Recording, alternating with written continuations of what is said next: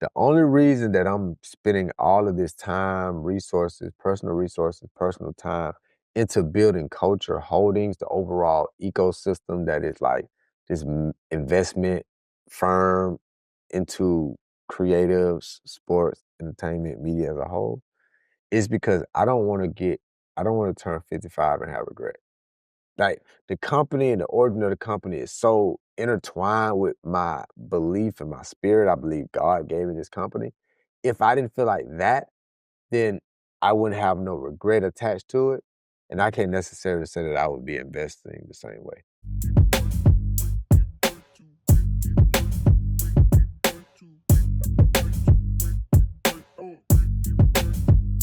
And we're back with another episode of FU Money with Ty and Yo. It's my man Ty. What's happening? I'm Yo. And this is a show about wellness. Ignorant conversation about wellness. Ignorant conversation. And, wellness, you can't talk about wellness without talking about your life. Right. I think Ty's one of the people that I recognize will talk about his personal health, his personal life when considering wellness, especially when you start talking about careers and business. But it always starts with how you feel, what you're doing to improve yourself, and things of that nature. So today's topic, Ty, you sent over a couple of different ideas, but there was one in particular that really kind of jumped out. The topic for the day is, what percentage of your life do you own? And I think that when you live in your day-to-day life, I don't think people think about that, right? Because the consensus is that when you own something, you have influence on how you control it, right? And I think that controlling your life, having ownership over your life, has different pockets and different perspectives. So one of the things to think about when you think about the question, what percentage of your life do you own, is, do you control your time? Okay. Right? Do you have a manageable overhead? Do you have kids? Right? And your health, like your physical health, your mental health, do you have a good grip on your health? Yeah. The reason I point out those 4 things is because if you got kids, then your kids kind of run that. Let's start right there. Yeah. Let's start with kids, right? I don't have kids. Ty, you don't have kids.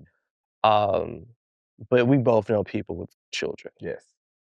Children demand a lot of time, a lot of energy, a lot of space. Yep.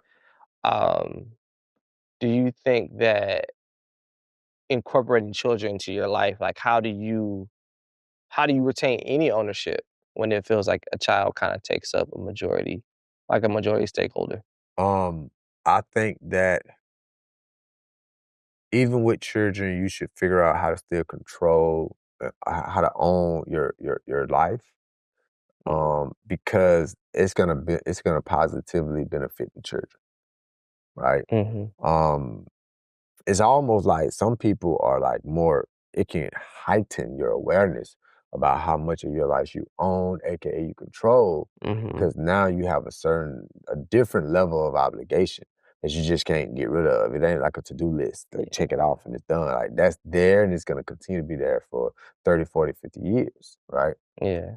And so the obligation to that, I think, is so important that if anything, that experience should have you questioning what percentage of my life do I own, right? So if we talk about life in a span of like measurable things, 24 days in 24 hours in a day. Yeah. Right? 7 days out of a week. Yeah.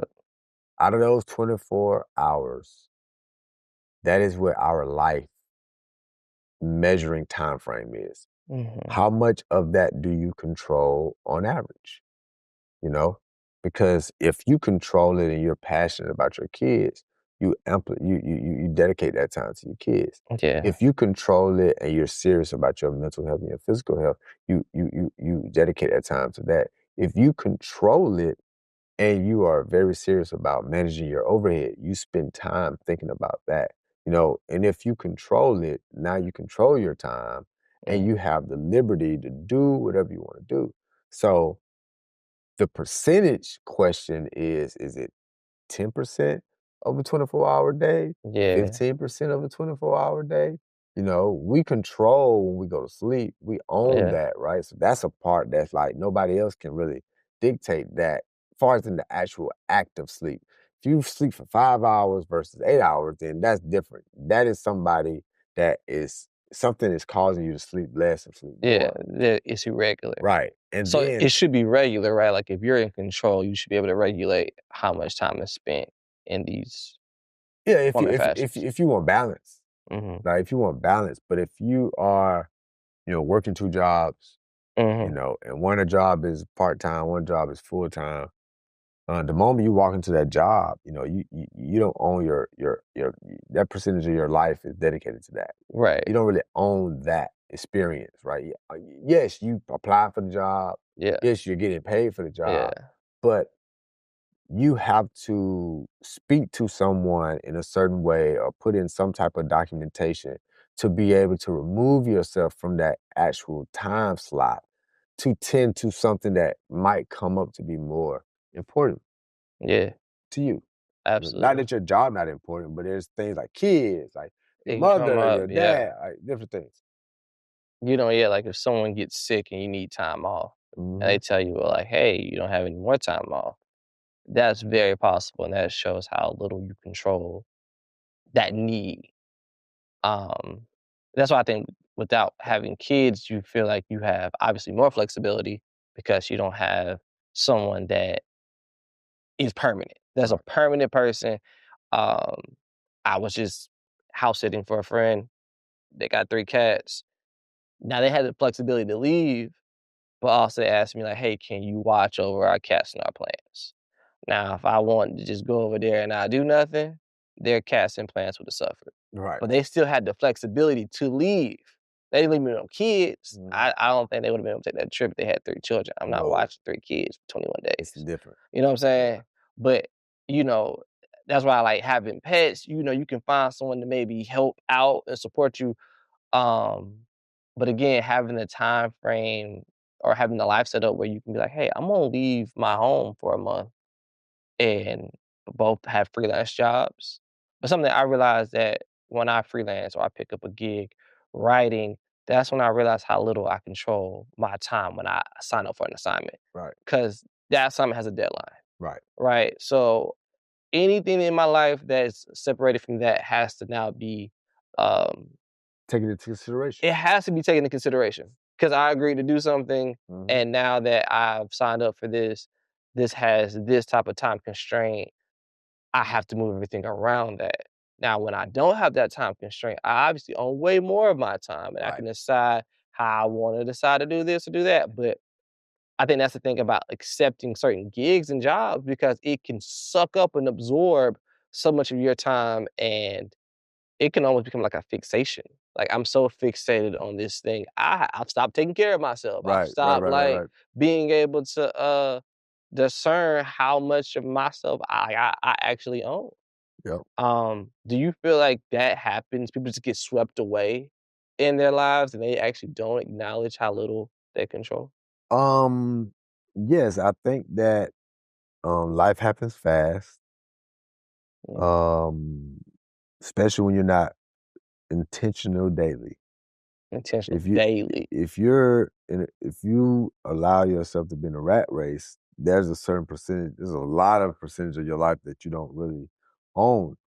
Um, and depending on the seasons, it's okay if you don't own a lot of percentage of your life because there's certain processes that happens in life that grow you, mature you, give you more wisdom, and it prepares you for your 40s or it prepares you for your 50s, where you might have more ownership, more percentage of ownership of your life than you did in your 20s. Yeah. But that experience between 21 to 35 or 38 gave you a certain amount of time frame for you to be able to say, I don't like this, I don't like that. If I'm gonna do this, I can't do it that way. And then you can propel intentionally Yeah. on into your next chapter of your life while having a better grip percentage wise over the ownership of your life. Do you feel like you need to be by yourself at times to figure that out though? Like, I think it's intentionally thinking. Um, Sometimes it's by yourself. Sometimes thinking is a dialogue with somebody else. I wouldn't say venting, but like an open-ended debate or yeah. open-ended conversation about a topic. Yeah, but I believe that solo time in a healthy way gives you a lot more clarity about yourself and how do yourself want to move forward without outside influencing the initial thought process, but it could give more context once you've came to a conclusion on what you think you want to do, how you want to do it. Mhm. That's the thought process. Yeah. Do you think you own more of your time today than you did 10 years ago? Absolutely. Yeah. 10 What's years ago, absolutely. what's the biggest difference?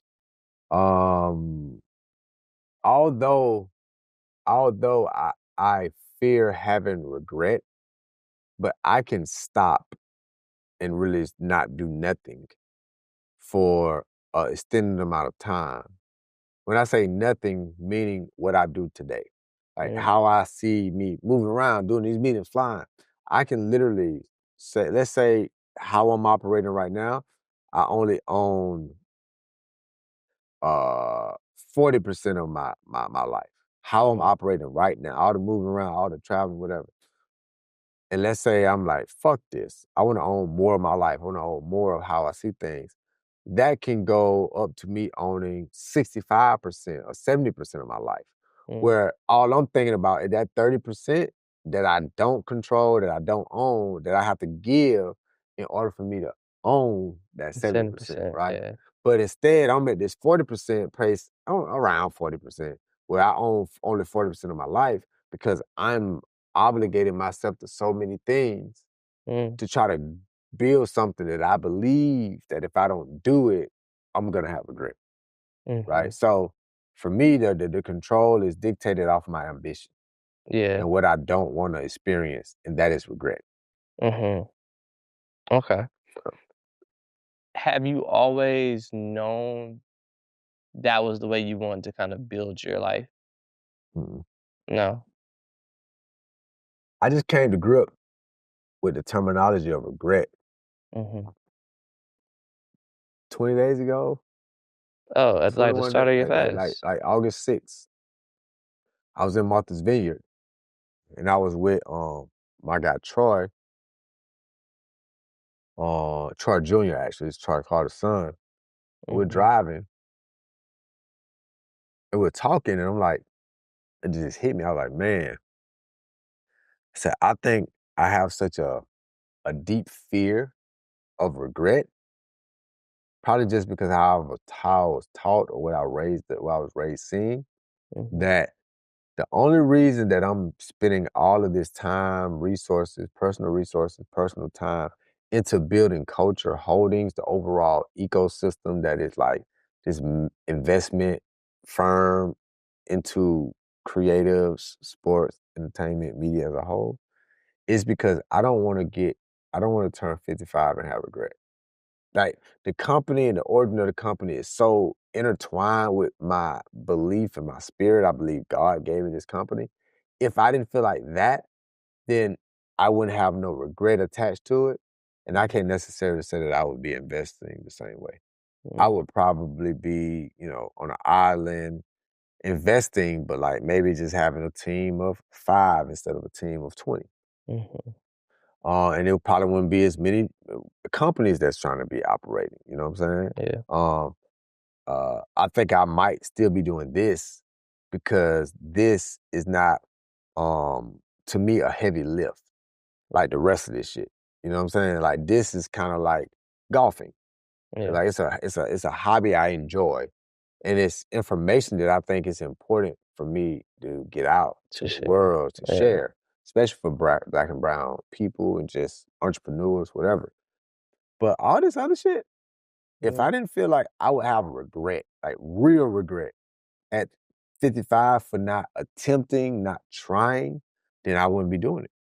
mm, So my fear of regret makes me have a lower control over my life yeah, versus if I didn't feel like this was so intertwined with me and the purpose of it, I would have been like, yeah, I'm straight. I'm gonna just take this X amount of money and just put it into a fund, manage investments. mm, I'll have like you know, this music business, fuck you money, and probably wellness.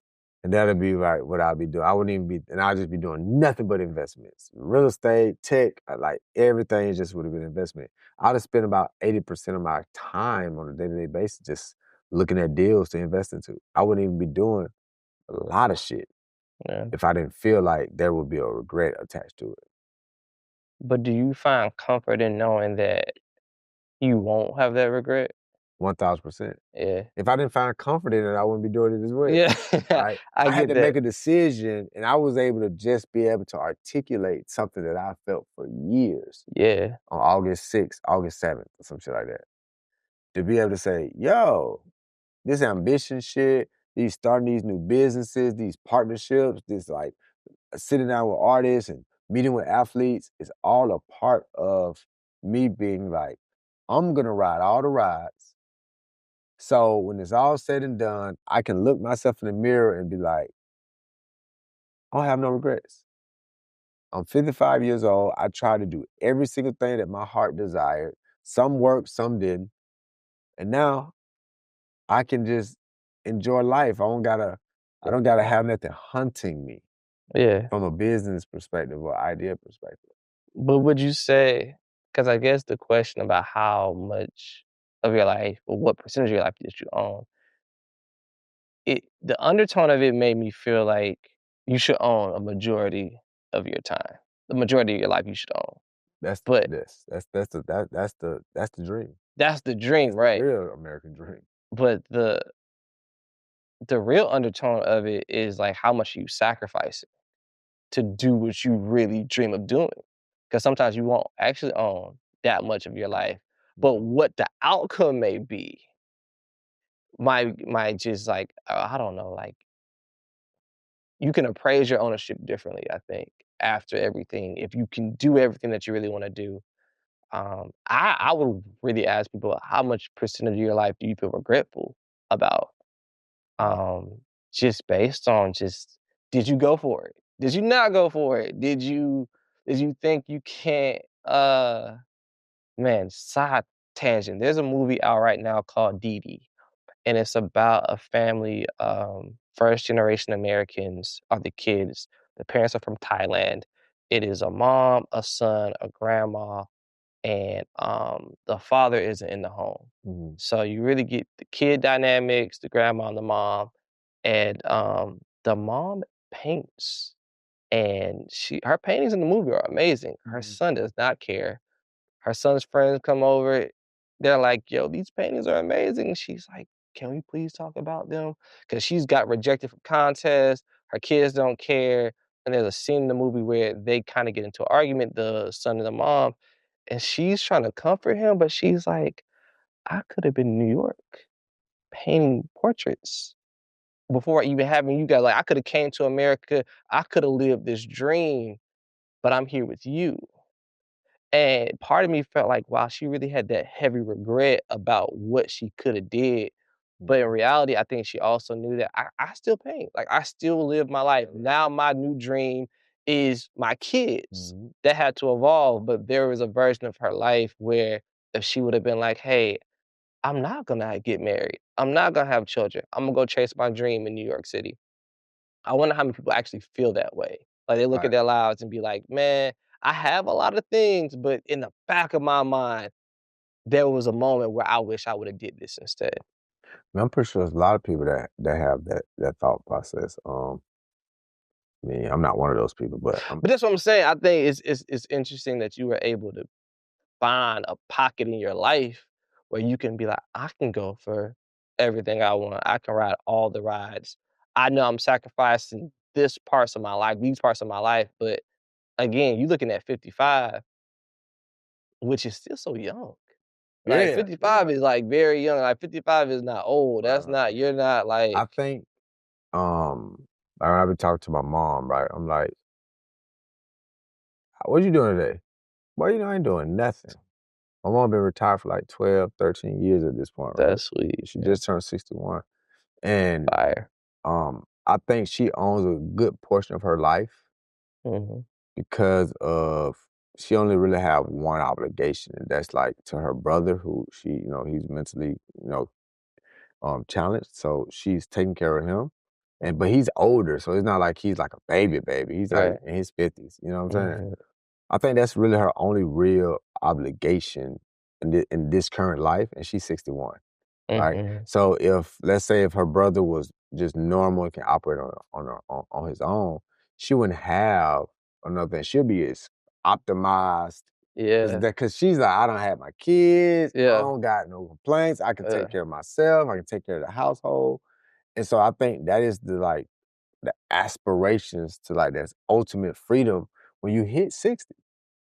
Unless you want to be a business person, unless you want to keep driving yeah.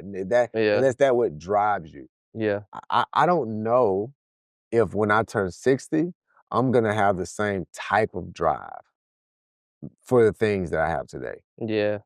When I turn 60, I don't know, man. I might just have a big drive to just help with mentorship and only invest. Yeah. Because Yeah. me investing is a part of mentorship. Because when you open up investing, you stay young because you're always looking at the future. You're always looking at what's coming across.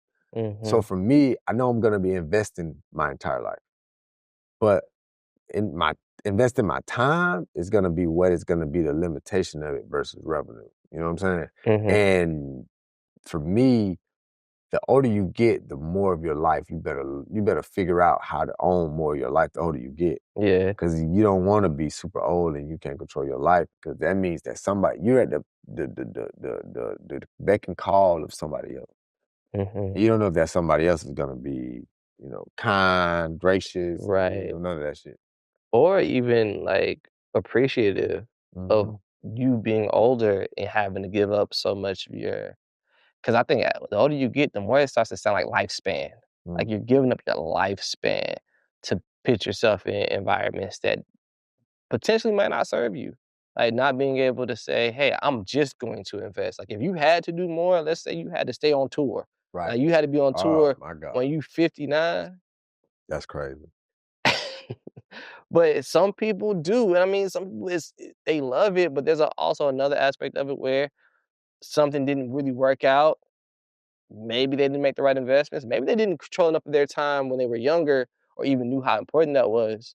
You just kind of stay in this cycle of working for someone or working for Yeah, something. man. My thing is when I'm in my 50s, 60s, I want to do management, but in a completely different way. I only want to help managers that are already working. It's already working for them. Mhm. I don't want to help no manager that's trying to figure it out. Yeah. I'm doing that now, right? But when I get in my 60s, if I'm gonna be dealing with management and talent management, I'm only helping people that already got it figured out. And I would advise them, hey, I can only help you if you are going and helping people that have not figured it out. That's the trade-off. Yeah. But I ain't gonna be doing it. But I'm gonna put some level of like thought process, like, man, you should be helping the next person. That's the trade-off for this. You're not just getting this just because you got something going on. Right. There has to be a trade-off for it. I like how you talk about almost like graduating to the next stage. Like I'm here right now. This is not permanent. No, This is where I'm at currently. But when I get to this stage of my life, I know I won't be doing this. definitely not. I won't be doing this. And I just, I see with my parents, the ring, they'll have owned it for 20 years in November. And in that 20 years, there's still things they have to deal with that they was dealing with 20 years ago that I just know my dad don't need to be dealing with kids fighting Mhm. at the age that he is right now. Like he's not the same Mm. 35, you know what I'm saying? But unfortunately, the ownership of it, the dynamics of the customers that come in, the things that happen, that hasn't changed. That hasn't developed into something where it's like, okay, we don't have to keep doing that. And that's something that I see from my folks that I want to see change. I think like there's certain aspects of the ring that you shouldn't have to keep dealing with Right, the older you get. right. But the way they see it, it's just like, well, who else is gonna take care of this? I mean, when they leave, do like I'm going to go see our family in Virginia. They can be gone for 2 days. Ty, it's like a whole nother place. My mama like, I feel like if I leave here, people just start thinking. Their brains start working.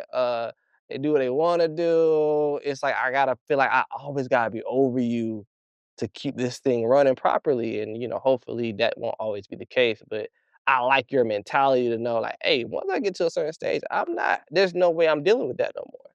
No, because this is the thing, right? And this is the harsh reality of it. If you were dealing with something 20 years ago and you're still dealing with it 20 years later, that's your fault.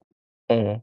That means that from a business perspective, there hasn't been a certain level of development of systems, um, proper hiring, or you just want it. You just want to do that. You know what I'm Mhm. saying?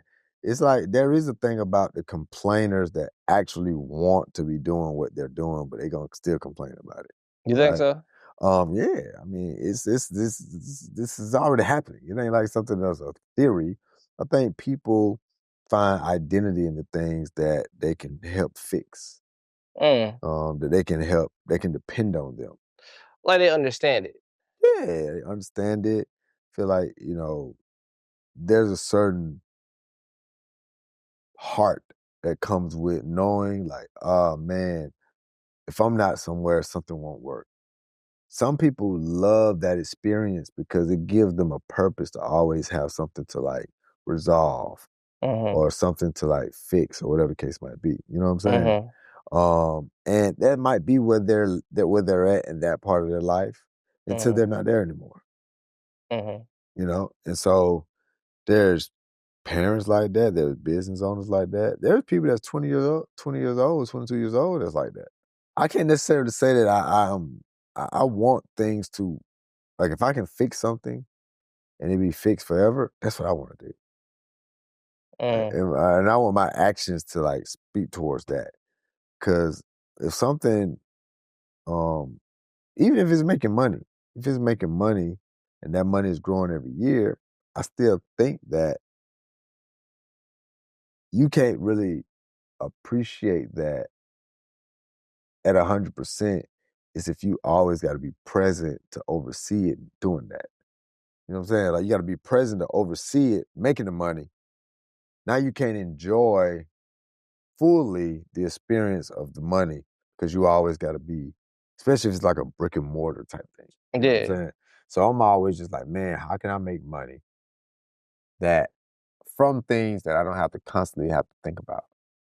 I don't constantly have to touch, Mhm. right? And because I do want to spend a good part of my life. I mean, I was looking at this study. I've seen it 3 or 4 times. It's popped up on the internet where like the average lifespan for a U.S. citizen is like 68.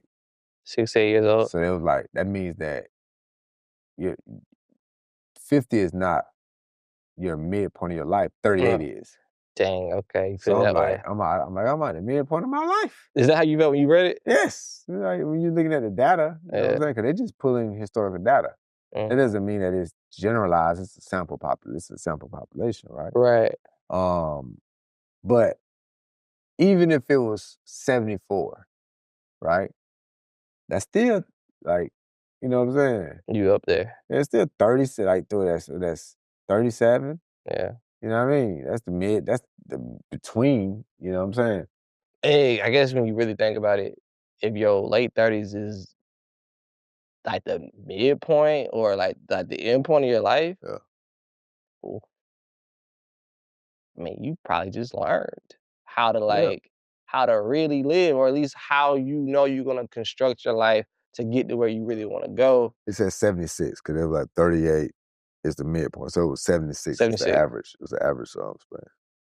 So I'm thinking, so you turn 50, you got what, 26 Oh more yeah, years? the reason it was bringing it down because like people waiting till they were 65 to retire. Oh, He wow. said, so if the lifespan is 76 on average, you Yeah, wait till you 65 to retire, it yeah. means that you're gonna have 12 years to really enjoy your life. Mhm. It's like that doesn't sound like a really exciting thing. And as if you're retired, you're, like, got optimal health, have the ability and flexibility to, like, live where you want and, like, live the life you want, you might not have. And that's really sad, actually, you really think about it. 'Cause that's just a general number. This is just a overall American citizens are not living to 80, 85, 90. Yeah. It's a lot of illnesses. Obviously, I was on this fast, so I was reading so much about health, Yeah, and I was clicking on it. So Instagram feeding it, the Google feeding, YouTube feeding it. And another thing that popped up was the thought process of um your like how your diet can dictate so many different things. Give or take a freak accident happens, right? yeah, And and you can have somebody that smokes cigarettes that's 90 years old, right? I think there's plenty examples of people that have had bad habits throughout their life that live long. yeah, So for me, I'm just like, I don't want to take that chance. I'm gonna just live healthy and let God handle it, enjoy my journey, you know. But I want to be conscious that by 55, like I'm already controlling a good percentage of my life now, owning a good percentage of my life now. When that decreases, it's because I have decided to go in some partnership. I've signed myself up for something else, right, right? Which I'm trying to do a lot less of moving forward. right, But that is the ambition part. That's the part that kind of like drives that for you. But speaking back towards that, if I'm hypothetically gonna live until 76, mhm, that means that I'm 40 now. If I if I turn the clock off on a work day at 55, that mhm, means that I got 21 years, 21 right? years. So that means that if I have kids at, let's say, 45, I Mhm, have kids. That means that my child would be 10, then I would be able to see my child to the beginning of their 30s, making mhm. sure they set up properly, making sure they're getting everything they need At the least. at the least. Yeah, If the data is what is going to apply to me, right, right? But that's because I've already at 55 retired or working in a retired space. You own more of your life in that different aspect of things, mhm, right? So um, being joyful and finding these different things is really what we're trying to like walk through. It's like, are you even asking yourself these type of questions, right? yeah, That's like the best practice of this particular conversation. It's like these are the questions that you're asking yourself, and it starts with the overarching question: how much of a percentage of your your life life. do you control? Then you start walking through what these potential sub questions are. Yeah, Do you have kids? yeah, Does that affect it? You know, um, your physical and your mental. You know, does that affect it? Do you control your time now? yeah, Right? You know that. How are you managing your overhead? yeah, These are different ideologies that will take away or add, right, to the percentage of that shifting scale. mhm. And it's realistically that, you know what, half of the year I don't own my life at all. But the other half of the year, I own about 70% of it, right? It's a sliding scale consistently when you start looking at the deep stuff. But the thought is to trigger the thought But I from guess the but I guess that's why I asked about, like, being by yourself enough to even, like, really process this way of yes, thinking, yes. because I feel like so much of your life, you're moving so fast that you never stop to think. You don't stop to consider, you know, the communal aspect of life is really great. You're seeing what other people are doing, but how much are you looking at your own personal life, your own personal, you call it a diagnostic test? Like, how often do you run a diagnostic test on your life? I don't think a lot of people do, man. Like, I would be curious to see any studies that does a sample audience of how many people spend time by themselves, Mhm. at least 2 hours a day on average.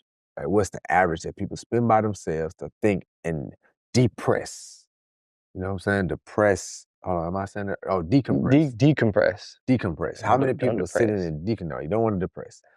Decompress and be like, okay, let me think about the next 2 years, Oh, 3 years. yeah. Let me think about it.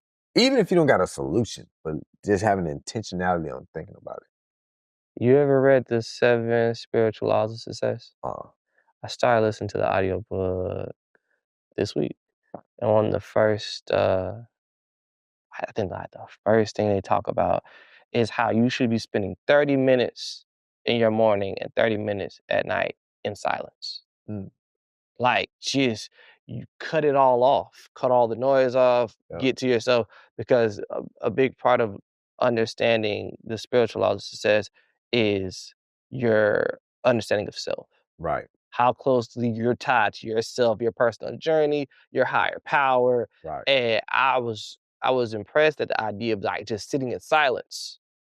Man, Ty, there ain't no silence. Like so many people live, there's a TV on, there's Uh, a phone ringing, there's an IG some thing, people there's a really, TikTok. there's a real thing about people that can't sit in quiet. Like, it's a real thing. It's like silence scares people Hmm. because it forces you to think about what's going on inside of your head. But that's why I'm like, how often do people even get into a place where they're in here? Like, I think there's a great amount of avoidance. I know COVID taught us how people do not like spending time by No, no, themselves. they don't. That was a very great indicator that being alone was not something a majority of the world can handle. Well, COVID also taught people that they make bad decisions picking spouses. Oh wow, really? I mean, the divorce rates during COVID was crazy. People started to realize that they don't even really like who they married or who they're dating because you spend so much time Yeah, work, sleep, out. You never really you don't have 24 hours a day to just sit and look at the person you decided to be with yeah. for a year. For a year, yeah. Nah, this is Great. terrible. I don't I like this guess I person. guess you're right, because I thought divorce rates were just up because they've been going up. I thought they would. I just thought this was the trajectory. But to your point, there's so many reasons to attach yourself to somebody that does not require you to stay amongst this person for a long enough amount of time where you have to like. And you'll grow out of that relationship and not even know it because there's so much going on. Hmm. So y'all can grow completely different places, but you won't even realize it because there's so much going on. But I guess what you were just saying about how if certain things stay the same, like they don't change over time, then you're like comfortable in something. Yeah. That could actually be your relationship as well. Oh yeah, yeah, yeah. It's just automatic. It's like I just know that that person is here. I trust them. They're gonna do it, but I'm not really happy with this relationship. Yeah. But I'm loyal to it. I'm like people have different reasons why they stay married. Oh, Hmm. the kids or Yeah. this or that, whatever the case might be. But when it's all said and done, this topic is more so driven to make people think, make people be like, wait a minute, let me sit down in silence Silence. intentionally and ask myself, what percentage of my life do I own? And if I come up with an answer that I don't like, what am I going to do to change that? Mhm, Right. mhm, And the four things I would suggest that you should do to think about changing that is if you have kids, think about a strategy around how you can still control your life mhm. while still servicing your kids. If you are looking at your overhead, start paying attention to that because that can put you in a shiny prison Yep, and have you, yep, having to go places that you really don't want to go because you got to pay for that Lambo. You know what I'm saying? And then you have, ask yourself the question like, do I control my time today? And what does that mhm, mean to me? How does that mean to me? And all these different things. And then the fourth and final thing is mental and physical health. mhm, Where am I at on that clock? Where am I mhm. at on that scale? Where am I at on that spectrum? Yeah, And I think thinking about those four things will help you determine how much of your life that you actually own, and you can start getting to the bottom of, Yeah. those conversations. And I like it that you say, like, if you don't like the answer, problem solve it. You Yep. can solve that problem and you can work toward it. I don't think this is about getting there immediately. Like, your life can be long, Mhm. especially when you can control it. Yeah. I mean, if you catch the show, you're 28 years old, Mhm. you got time. Yeah. If you're 21 years old, 22 years old, you're catching this information. You Yeah. got time. Yeah. If you 48 years old, you catch this information, you don't got as much time as a You're right. 22-year-old, but you might do. Yeah. You know what I'm You saying? really might. You You might. might do, You might. but that's just based off your journey and all those different things. So Yeah. that's why this topic was so important to me today.